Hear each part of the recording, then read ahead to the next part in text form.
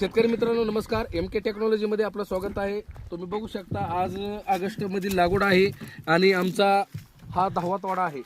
तर अशा प्रकारे आपला हा तोडा चालू आहे आणि पाणी नसल्यामुळे ही मला शिमला सोडून द्यायची वेळ आलेली आहे. आणि बघा थ्रिप्स माईट कसल्याच प्रकारचं आपल्या शिमलावरती नाही.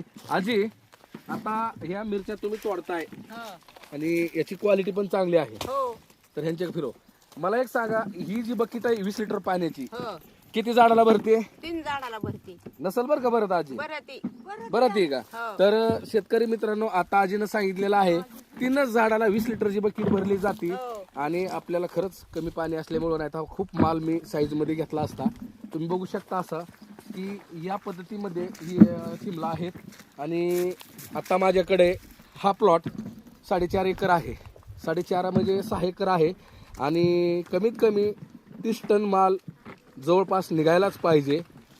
एवढी म्हणजे भयानक सेटिंग होऊन माल बाहेर पडलेला आहे आणि पालाही नाही झाडाला. आणि तुम्ही बघा ह्याच्या मागं आम्ही प्रॉपर जे स्प्रे असतील, खतं असतील, औषधं असतील, आम्ही आमची स्वतःची MK टेक्नॉलॉजी आणि खरं करून फक्त शेतकऱ्यांसाठी चालवतो.